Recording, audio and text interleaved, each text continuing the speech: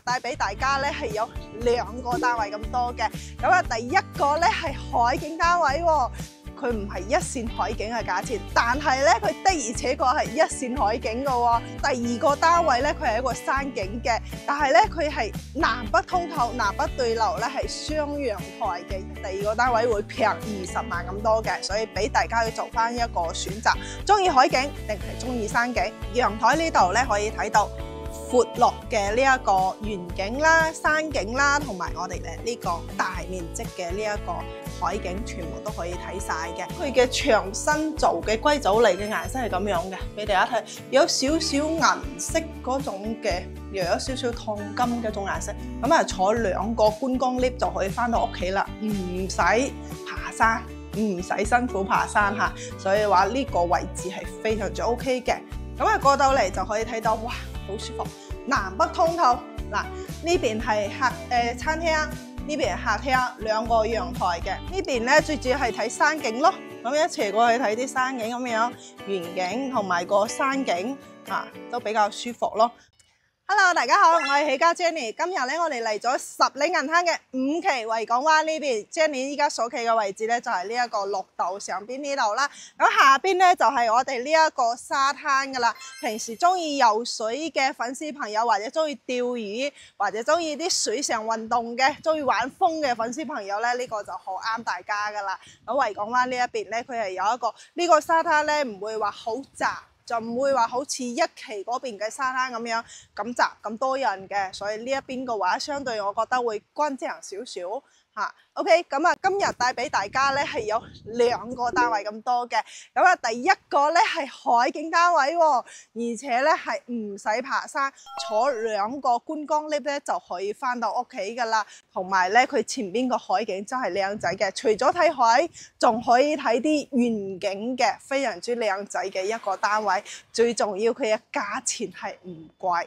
佢唔係一線海景嘅價錢，但係咧佢的而且確係一線海景嘅喎，係啦，所以話呢個單位係唔錯，同埋咧佢有一個車位嘅一個優惠價俾到我哋嘅，即係佢係業主係買咗個車位嘅，加1萬蚊就可以加個車位㗎啦，我覺得非常之抵啦！依家你求其維港灣買個車位都要2-3萬蚊嘅呢一個價錢啦，係咪先啊？咁啊〜我覺得係比較 OK 啦。咁第二個單位咧，佢係一個山景嘅，但係咧佢係南北通透、南北對流咧，係雙陽台嘅一個山景單位嚟嘅。所以咧，如果中意住得比較舒服啲嘅，咁啊又中意有2個陽台、南北通透嘅，咁啊第二個單位啊更加啱我哋。咁2個單位佢嘅總價差別有幾多啊？20萬咁多，即係第一個單位同埋第二個單位咧，第二個單位會平20萬咁多嘅，所以俾大家去做翻一個選擇，中意海景定係中意山景。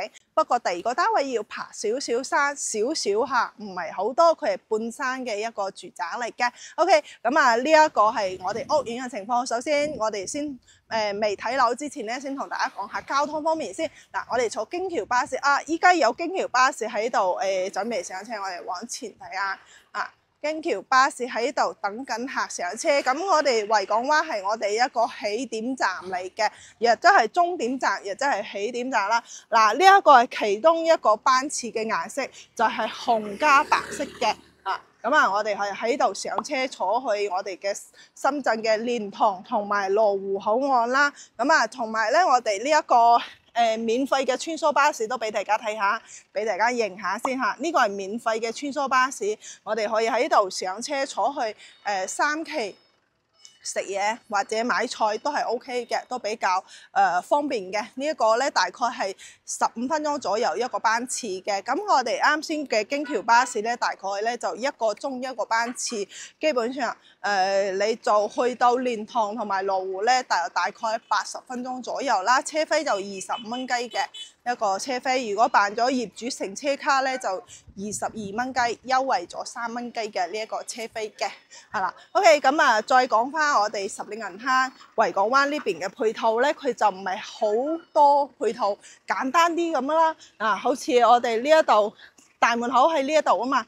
大門口喺呢度，呢兩邊咧都有啲商業配套嘅，包括有啲湯麵食啦，同埋茶餐廳啦，包括嗰個嗱呢度又有海鮮餐廳，成排過去1樓都係嗰啲餐廳嚟嘅，包括我哋往呢邊嘅方向係小地塊同埋嗰個長沙灣呢邊咧，佢嘅1樓咧全部都係有餐廳嘅，即係唔至於咧我哋擔心一個就係落樓乜都冇得食，肚餓啲仔冇理由我要趕去3期係咪先？咁我嗱嗱聲填飽個肚先啦，咁呢個唔使擔心係一定有嘅。包括咧佢就慢慢咁樣，佢嘅配套咧會多咗好多嘅。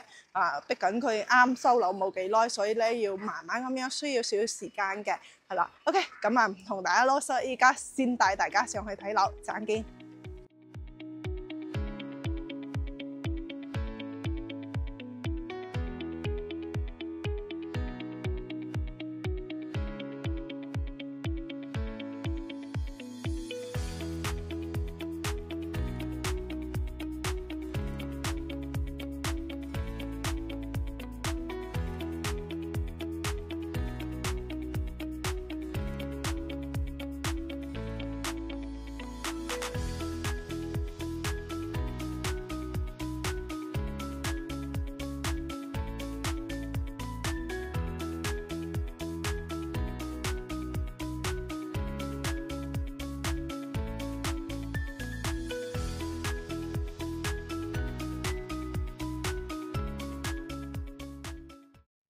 OK， 咁依家到咗實體單位呢度啦，大家可以睇到啦，陽台呢度咧可以睇到闊落嘅呢一個園景啦、山景啦，同埋我哋咧呢個大面積嘅呢一個海景，全部都可以睇晒嘅。咁啊，隔離呢邊咧就係維港半島啦。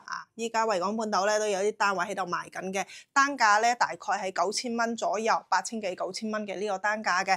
咁啊，我哋呢一個咧係2手單位嚟㗎嚇。咁啊，呢一個咧佢前邊呢一塊地咧，暫時咧就冇規劃為住宅用地嘅，所以暫時嚟講咧就唔會起樓。依家嘅話，咁啊。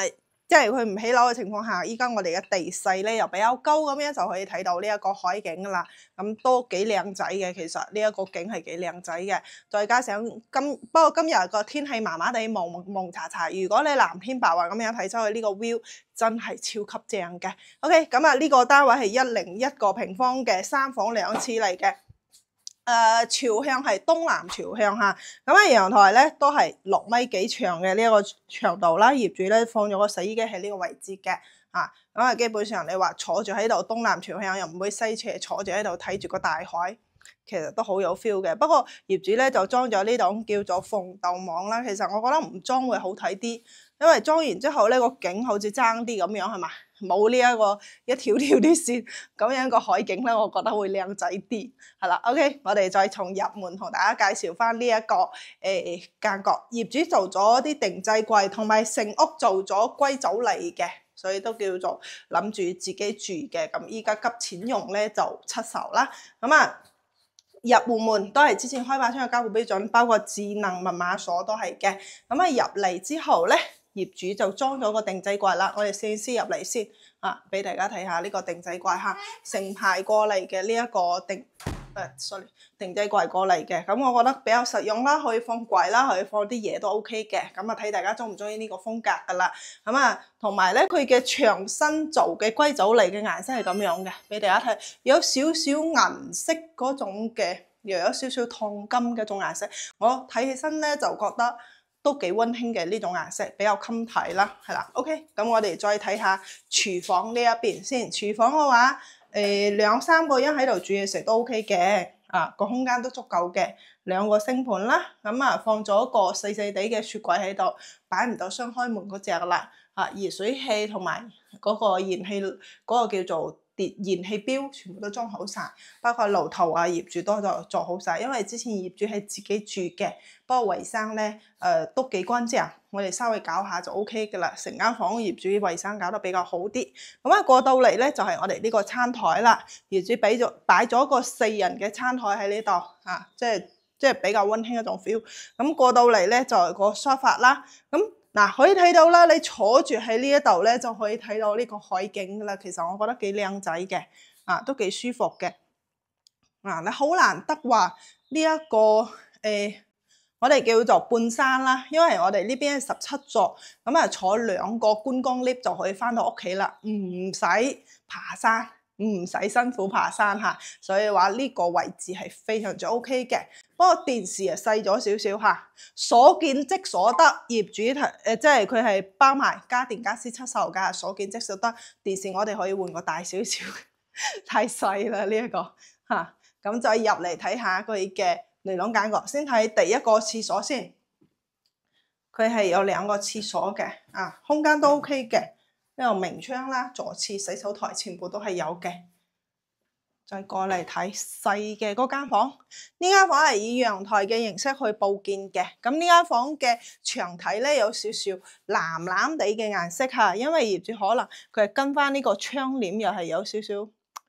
其實唔係藍，好似綠色咁啊，牛油果綠色咁樣啊，咁啊唔緊要啦，都係比較舒服嘅顏色。咁啊呢一個咧就做咗一個定制櫃嘅榻米嘅床啦，呢度有1.5米床嘅，好似呢啲櫃呢邊可以放啲嘢，呢度有櫃嘅，仲有個書台咁樣都 OK 嘅。咁過到嚟呢一邊客房咧都比較大啦，哇！呢間客房睇海靚仔喎。咁樣睇落去真係靚仔喎，真係雖然前邊有個婚紗攝影基地，咁有個酒店仔，但係咧佢係超高咗佢嗰個樓頂，所以嘅話就唔影響我哋嘅視線啊嘛。得閒睇下啲新人喺度影婚紗相都係另外一種風景，係啦。咁啊呢個係1.5米嘅一個床頭櫃，同埋業主做咗定制嘅呢一個衣櫃。呢個係咁樣嘅呢個顏色，都係偏現代嘅呢一個顏色咯。我覺得係 OK 嘅，喺海邊嚟講呢一種比較現代嘅襟睇啲啊嘛。包括啲窗簾咁樣嘅顏色，我覺得都幾靚咯，比較現代啲，而且睇起身比較舒服俾人有一種清新度假 feel， 而且咧又唔會話好 cheap 嗰種感覺。冷氣全部都裝晒嚇。咁啊呢邊就主人房，主人房係套房嚟嘅，我哋先睇下廁所先。個廁所係咁樣打開嘅，空間都 OK 嘅咁樣。咁一打開咧會好啲，有一啲咧設計係往裏邊打開嘅話就冇咁好，同埋有窗嘅，座廁、洗手台全部都係有嘅。OK， 咁啊呢個門後邊咧業主做咗個定制櫃做咗一個定制櫃嘅，可以放啲衣服之類都係 OK 嘅。咁過到嚟咧，個床係擺咗2米嘅大床，哇正啊！嗱。咁樣坐咗喺度睇出去呢個 view 係嘛？冇呢條一條嗰啲防盜網咁樣睇落去個景係 OK 嘅。其實成個海景咧，真係你喺視頻裏邊咧，你睇到咧係會比我哋現場睇到嘅佢嘅個闊度會窄啲嘅。我哋嚟到現場，好似 Jenny 依家喺現場睇咧，係比視頻裏邊咧，即係會更加舒服啲，睇起身會更加闊落啲嘅呢個視線嘅。所以如果大家喺視頻裏邊咧睇到都比較中意呢一個 view 呢個景嘅情況下，你嚟到現場係絕對比視頻裏邊靚仔得多嘅。係啦，冷氣全部都係裝好晒嘅。OK， 同埋咧我發覺佢呢啲床啲實木質量都好好即係直接我哋可以用翻噶啦。基本上成間房咧可以做到一個拎包入住嘅情況。咁成間房業主咁樣裝買家私其實都唔平噶，起碼10萬蚊以上係要嘅，10萬蚊以上所以佢都係叫做大蝕本都冇計噶啦，係啦。仲有一個咧係呢一個單位咧，佢業主咧本身買咗個車位嘅。如果大家想要嗰個車位，另外加1萬蚊。1萬蚊一個車位，佢嗰時買嚟係唔止嘅。OK， 同大家講下呢一個單位嘅價錢先嚇。呢個係101個平方嘅3房2廁，咁依家業主實收價咧係73.5萬。如果你想要嗰個車位咧，就加多1萬蚊就 OK 噶啦。同埋咧，佢呢一個係冇增值稅嘅嚇，呢個係冇增值稅嘅。咁即係73.5萬。如果加個車位就74.5萬嘅呢一個實收價，再加個我哋嘅契稅同埋起家嘅佣金就 OK 噶啦。咁成個單位落嚟，咁都叫做一線海景啊。雖然前邊係有啲山景咁樣嘅，但係佢都係前邊冇遮擋啊嘛，係咪先？咁當然啦，你比起前排嗰啲小地塊或者大地塊前排嗰啲嘅話，咁係唔同嘅，價錢都唔同啊嘛。嗰啲賣80幾、90幾、110幾萬都有啊嘛，係咪先？即係價錢係唔同嘅。OK， 咁啊呢個係海景㗎啦。咁一陣咧，仲有第二個單位咧帶大家睇嘅咧，佢係山景，同埋咧佢係108個方，2個陽台，南北通透嘅呢一個單位，嗰個咧就50萬出頭嘅啫。咁啊，大家如果有興趣咧，可以睇埋落去。第二個單位 ，OK， 咁我哋一陣見。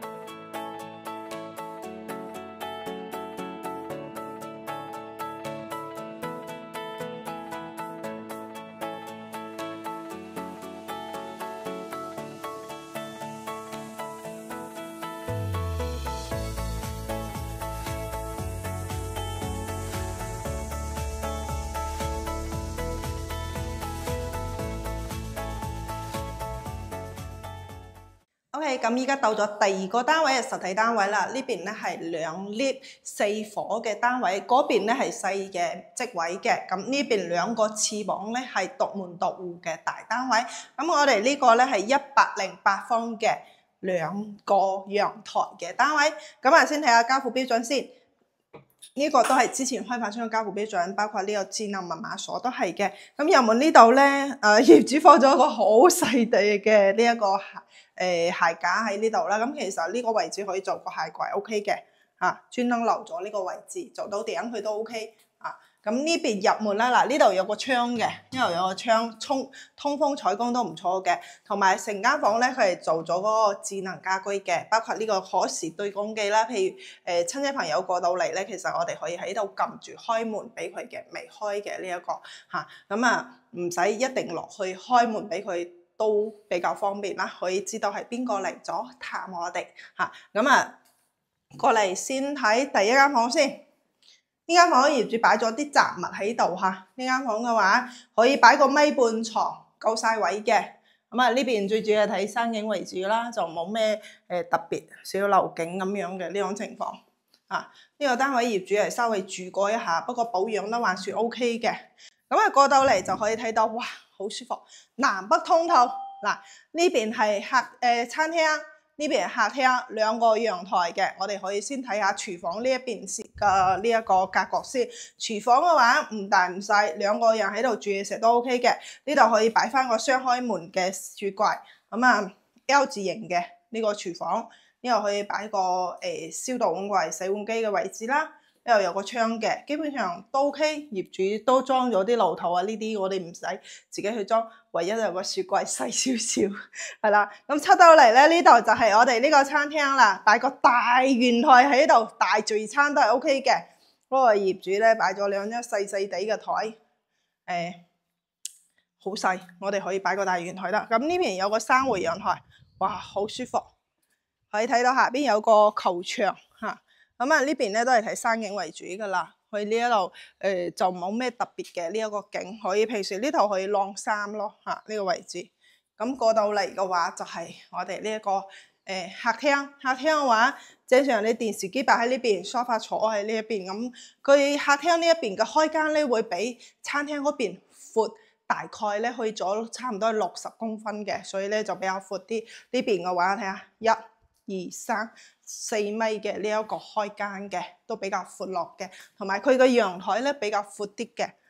呢邊咧最主要係睇山景咯，咁一斜過去睇啲山景咁樣，園景同埋個山景都比較舒服咯。咁呢個陽台嘅話就有幾個磚啊，1、2、3、4、5、6個磚，路落3.6米嘅呢一個長度，闊度咧大概咧就係1.2米左右嘅。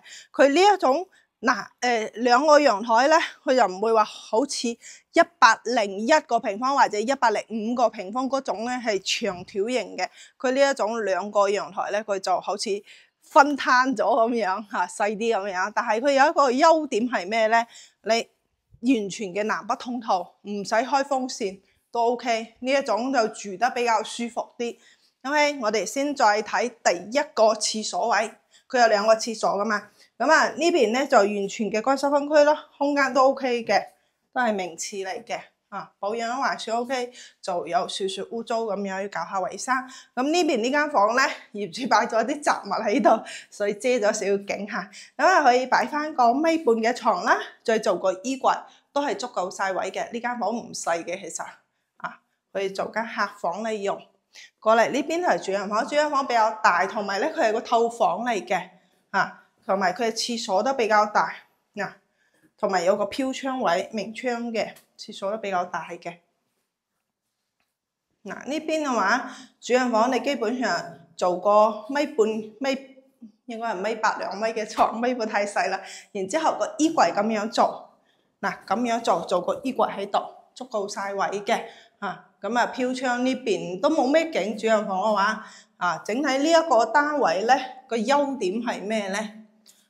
南北通，2個廁所，同埋餐廳客廳咧佢係分開嘅，個空間比較大，整體嚟講佢就有呢一個優點喺呢度啦。咁同埋佢嘅價錢都叫做性價比高嘅，依家佢係冇增值稅啊，好似我睇下，好似係滿咗噶啦，我睇睇先。滿咗，冇增值稅嘅。依家業主實收價咧就53.8萬嘅呢一個總價嘅，所以話其實呢一種對比我哋第一個單位睇啲海啦，係咪先？但係咧即係你個budget又喺呢度啦，咁所以就睇我哋嘅呢一個選擇。如果你唔想話我一定睇海，咁我又中意呢一種南北通透、南北對流嘅戶型嘅話，咁呢一個咧都好啱大家做一個對比，做一個選擇嘅。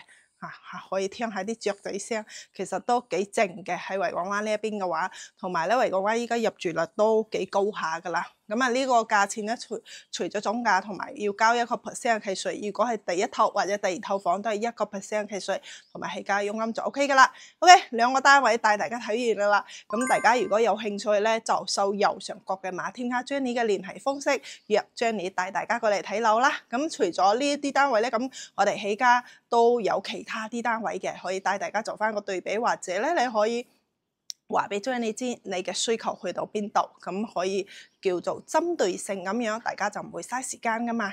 咁所以真係揀到啱你為主嘅一個單位啦。OK， 咁我哋今個視頻就介紹到呢度，右上角就可以添加聯繫 Jenny 啦。咁我哋今集咧就介紹到呢度，下集再見，拜拜。